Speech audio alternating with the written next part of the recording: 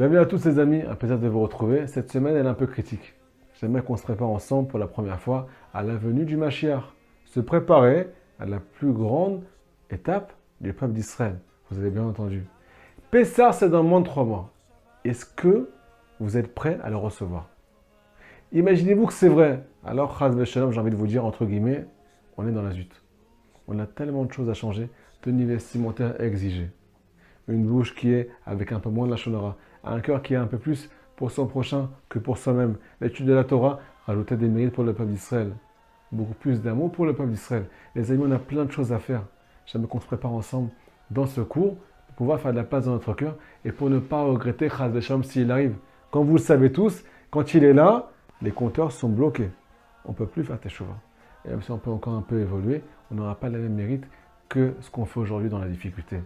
Tous ces efforts qui sont faits par tout le peuple d'Israël pour protéger le peuple d'Israël, malgré que c'est tellement difficile pour nous, ça fait tellement de bruit dans le ciel.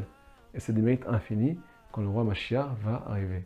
Avant tout, ce cours est dédié, les amis, à quelqu'un qui m'est très cher, Anthony Shmuel Ben Sultana. Que tous ses ennemis s'annulent devant lui et que toutes les brachot de la Torah rentrent dans sa maison en bataille. Sans exception. Qu'il soit béni de toutes les brachot et merci pour ton soutien. On commence doucement, doucement, les amis, de qui on va apprendre ce changement intérieur. C'est tellement difficile de tourner la page dans notre vie et d'évoluer. De qui on peut apprendre à beauté? C'est qui le meilleur exemple dans la Torah? Le plus grand exemple dans la Torah? Vous n'allez pas me croire, mais il n'est même pas juif. Deuxièmement, il n'est pas coach. Ce n'est pas un coach qui va t'aider avec des nouvelles solutions, avec des chidushim pour changer ta vie et changer ton mode de fonctionnement. Il est prêtre. De qui il s'agit? Vous l'avez tous compris, il s'agit de Yitro. Yitro le converti, mais qui a mérité une paracha pour lui tout seul dans la Torah. Ce que le plus grand prophète d'Israël, Moshe Rabbeinu, n'a pas mérité. Pourquoi c'est lui qui a mérité la bataille? Deuxième question. Le don de la Torah, dans quelle paracha il est?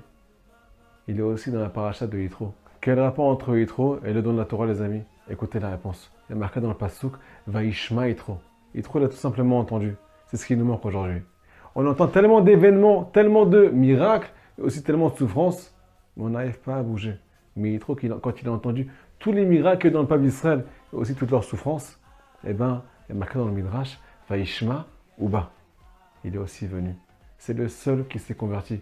Tous ses copains prêtres, tous ses fidèles, ils sont restés au même endroit. Mais lui, il a décidé de devenir juif. Il est passé à Botaï, du froid au chaud. Il n'a jamais mangé des boulettes chez sa grand-mère. Il n'a jamais fait kidouche le vendredi soir. Mais pourtant, il a tout changé dans sa vie. De quoi ça dépend à Botaï? De l'écoute. L'écoute dépend du cœur. Combien de place tu as dans ton cœur pour pouvoir aspirer au changement? Et c'est pour ça en fait qu'il a reçu la Torah dans sa paracha. Comment on peut recevoir à Botaï la volonté de Dieu dans notre cœur? Tout simplement quand on a de la place dans notre cœur, quand on en aura étendu. Des fois, tu écoutes un cours de Torah, il sort de l'autre côté. Pourquoi? Parce que tu n'es pas prêt. Des fois, tu veux guérir, tu vas chez le psychologue, tu fais tout pour changer, tu fais tout pour t'en sortir, même aller consulter, mais il n'y a rien qui se passe. Pourquoi, les amis? Parce que des fois, on peut entendre les choses les plus belles. Ils peuvent tout changer, mais on n'est pas prêt à évoluer. Et là, tout est bloqué. Maintenant, les amis, vous allez me dire, moi, ça fait des années qu'il y a une histoire d'amour pas possible entre moi et l'Yetzirah. J'ai fait les 800 coups. Je suis tellement habitué à autre chose. J'ai reçu une autre éducation. Mais Rabota Yitro n'était pas juif. C'est un prêtre qui a fait teshuva. Donc nous, tous les juifs d'Israël, en ce qu'on appelle la porte ouverte pour revenir vers la Kadosh Baruch Hu. Hachem me demande juste un élan du cœur. Pitrouli, qui pitro shel machat, vaniftar lachem qui pitro shel ulam. Ouvrez-moi ce qu'on appelle une toute petite ouverture. Et je vais tout déclencher à l'intérieur de vous. Il suffit juste d'une petite volonté et d'avoir ce qu'on appelle l'oreille tendue aux événements qui arrivent. À Bota, il y a une guerre avec le Liban. Une guerre qui est imminente. Et là, ça ne va pas être de la rigolade, comme vous le savez. Ce n'est pas comme avec le Hamas. Il faudra beaucoup de miséricorde du ciel, beaucoup de repentir, beaucoup d'amour pour son prochain, beaucoup d'efforts pour faire un pas dans notre vie. Il faut faire attention à la suite le plus possible. Chacun à son niveau des petits efforts. Mais si c'est beaucoup de petits efforts qui sont chez beaucoup de personnes, alors ça va tout changer. Maintenant, vous allez me dire, moi j'ai peur. J'ai peur de tomber. J'ai peur de me casser la figure si je fais teshuva. Ou bien si jamais je fais des changements dans ma vie. On est tous pareils. On a tous un Yetzirah. On a plein de choses à changer. Mais des fois, on a peur.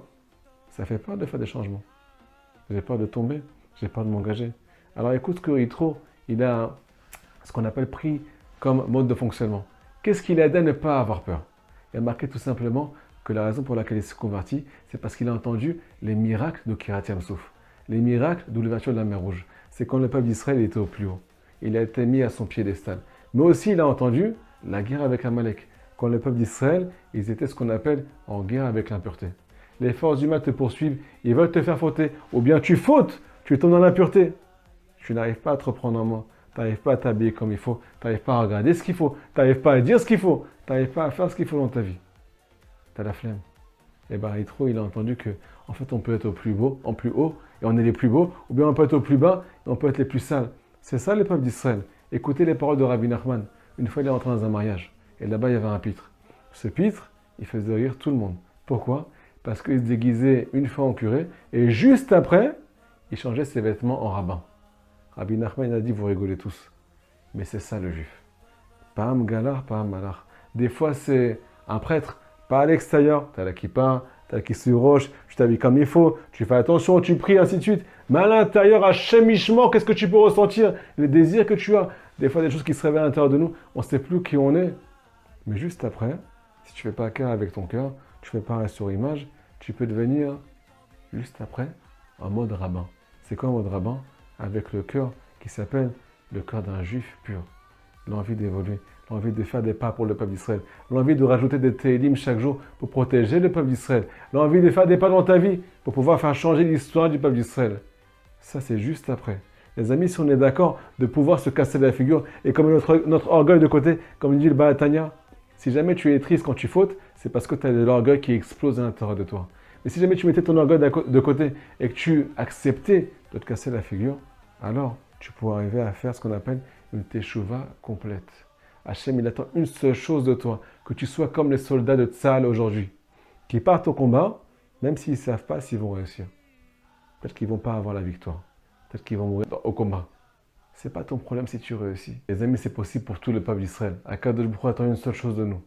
Des efforts à notre niveau et un petit changement pour pouvoir tout changer. Si on fait ce qu'on a à faire, il ne pourra rien nous reprocher. On n'aura pas honte quand Mashiach va arriver. Shabbat Shalom les amis, faites passer ce cours s'il vous plaît, le plus possible. À très bientôt.